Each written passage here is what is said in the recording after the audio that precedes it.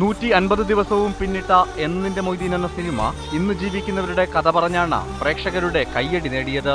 സിനിമയിലെ പ്രധാന കഥാപാത്രമായ മുക്കം ഭാസിയെ വെള്ളിത്തിരയിൽ അവതരിപ്പിച്ച നടൻ യഥാർത്ഥ ജീവിതത്തിലെ ഭാസിയെ കാണാനെത്തിയത് സിനിമയ്ക്കപ്പുറമുള്ള സൗഹൃദത്തിന്റെ ചരിത്രമായി. രാത്രിയാണ് നടൻ കരമന സുധീർ മുക്കം ഭാസിയെ കാണാൻ വീട്ടിലെത്തിയത്. കുശലം പറഞ്ഞും സെൽഫികളെടുത്തും കൂടിക്കാഴ്ച നീണ്ടു.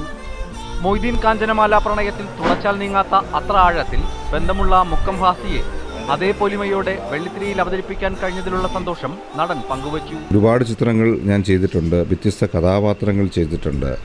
അതിൽ വില്ലനായും ഉപനായകനായും വിവിധ ക്യാരക്ടേഴ്സായും ഒക്കെ ചെയ്തിട്ടുണ്ടെങ്കിലും മുക്കം ഭാസി എന്ന് പറയുന്ന ഒരു കഥാപാത്രത്തെ അവതരിപ്പിക്കാൻ കഴിഞ്ഞതാണ് എൻ്റെ ജീവിതത്തിൽ ഒരു വലിയ ഭാഗ്യമായി ഞാൻ കാണുന്നത്. മുക്കത്തിന്റെ സ്വന്തം ഭാസിയെ കാണാൻ സിനിമയിലെ ഭാസി എത്തിയതറിഞ്ഞ നാട്ടുകാരും ആവേശത്തിലായി.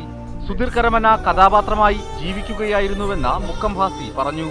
ജീവിതത്തിൽ ഒരിക്കലും മറക്കാനാകാത്ത കൂടിക്കാഴ്ചയാണിതെന്ന് നടൻ സുധീർ കരമനയും പറഞ്ഞു.